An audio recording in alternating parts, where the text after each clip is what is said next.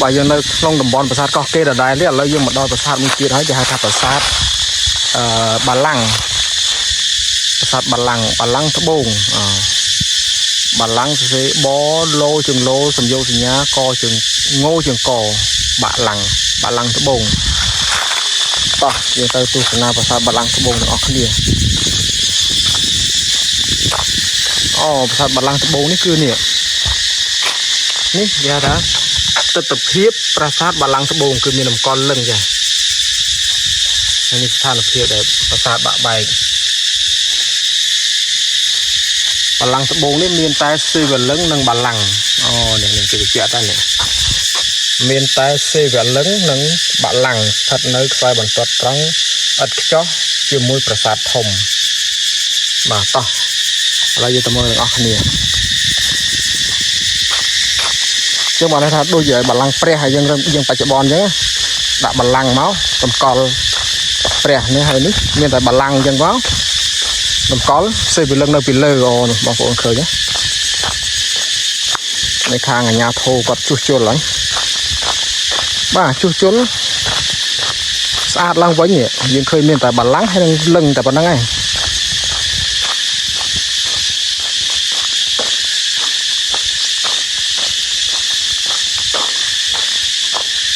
នេះកន្លែងចាស់នេះបាឡាំងទីតាំងបាឡាំងហើយនោះបាឡាំងថ្មីដែលគេរៀបចំហើយគេរົບគុំហើយគេនឹងគេយកមកដាក់ក្នុងនេះវិញនោះលឹងលឹងធំមកបងប្អូននេះសេវលឹងយ៉ាងធំនេះសេវលឹងបុរាណណាបងឃើញធំបាទនេះគឺបាឡាំងនេះបាឡាំងដែលគេជួសជុលហើយចឹងបាឡាំងដែលជួសជុលហើយនេះគេយកមកដាក់ទីតាំងដើមនេះវិញនេះបងប្អូននេះទីតាំងដើមនេះទីតាំងដើមហើយនេះបាឡាំងទីរៀបចំជួសជុលបាទនៅស្អាតទាំងអស់បាទនេះគាត់ថាវាបាក់បែកដោយកត្តាធម្មជាតិឥឡូវយើងទៅមើលលឹងបាទនេះលឹងដែលគេរៀបចំជួសជុលសុំចូលថតតិចហើយនេះបងប្អូនលឹងធំណាស់បងប្អូនណានេះគឺលឹងបុរាណអត់មានលឹងដាប់ឆ្លាក់ថ្មីទេគឺលឹងសម័យបុរាណធំណាស់សិវលឹងតំណាងនៅព្រះគេហៅថាសិវៈលទ្ធិទេវរាជព្រះសិវៈនេះធំបងប្អូនណាមើលបងប្អូនមើលឃើញធំហ៎ឥឡូវខ្ញុំទៅមើលចិត្តតិច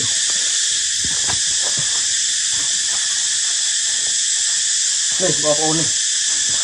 សិវលឹងសម័យបុរាណនេះគឺនៅស្អាតទាំងអស់បងប្អូនណានេះនៅស្អាតទាំងអស់ខ្ញុំឲ្យវត្តជុំណាប្រវែងទៅជា2ម៉ែត្រទេនេះ2ម៉ែត្រឬក៏1ម៉ែត្រ8អីទេនេះហើយចម្រោចុះក្រោមនេះត្រឹមនេះមកលើដែលគេគោរពបូជានេះមកតែកណ្ដាលនេះឯងនេះចូលទៅក្នុងចម្រោខាងក្រោមបាឡាំងហ្នឹងបើយើងនិយាយបច្ចុប្បន្នគេថាបាឡាំងដូចបាឡាំងព្រះបាឡាំងអីហ្នឹងប៉ុន្តែសម័យបុរាណវាមិនមែនបាឡាំងទេអាហ្នឹងគេហៅយូនីណាគេហៅយូនីបាឡាំងយូនីអញ្ចឹងលឹងតម្កល់នៅលើយូនីអាហ្នឹងវាមិនមែនជាពាក្យអាភាទេប៉ុន្តែលទ្ធិសាសនាព្រាហ្មណ៍គេហៅសិវៈលទ្ធិទេវរាជសិវៈព្រះសិវៈគឺគេគោរពអញ្ចឹង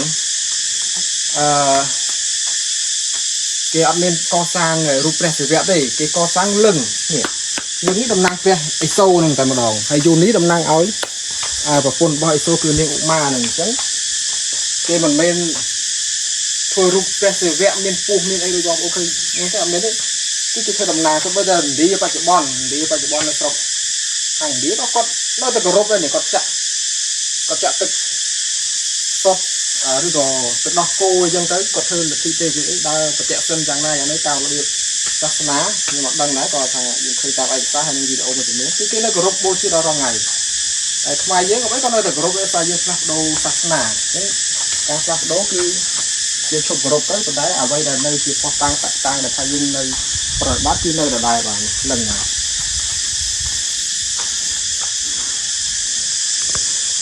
ឥឡូវយើងទៅមើលចិត្តតិចមកនេះ បើសិនជាយើងមិនតផ្លាស់ប្ដូរសាសនាយើងក៏នៅតែគោរពដែរយើងមិនមែនគោរពពុទ្ធសាសនាណាបងប្អូន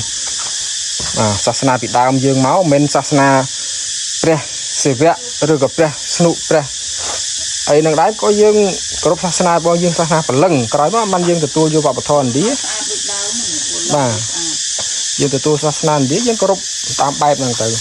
សួរថាហ្នឹងជាសាសនារបស់ខ្មែរទេមិនមែនទេគេថានិយកម្មបើសាសនាខ្មែរពិតប្រាកដនោះសាសនាព្រលឹងអារុកអរិយអ្នកតាព្រៃភ្នំអីនោះអានោះខ្មែរយើងពីដើមមកគឺគោរពហ្នឹងក្រោយមកយើងឈប់គោរពហ្នឹងយើងបែរមកគោរពប្រមាញ់សាសនាដូចយើងឃើញមានផុសតាំងសិលាចារឹកឬក៏សំណង់ប្រាសាទធំធំអីនឹងជាដើមនេះបាឡាំង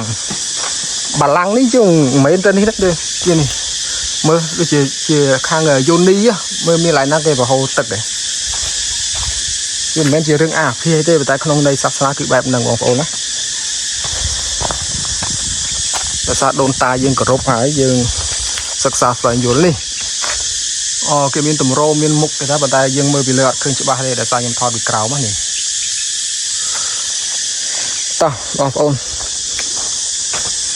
បើសិនជាធ្វើឲ្យស្អាតនេះនេះកន្លែងចាស់ដែលត្រូវដាក់វិញជារើអូនេះឃ្មុំនេះទៅបីឃ្មុំក៏មកផឹកទឹកដែរនេះខែប្រាំងបងប្អូនក្តៅនេះសូម្បីតែឃ្មុំគេឃ្មុំមកផឹកទឹកនេះនេះវាអោនផឹកទឹកទាំងជួនេះមានទឹកហូរទឹកភ្លៀងណាភ្លៀងវាយប់មកបាទអរគុណបងប្អូនសម្រាប់ការទស្សនាវីដេអូយើងជួបគ្នានៅវីដេអូក្រោយទៀតបាទសូមអរគុណសូមជម្រាបលាបាទ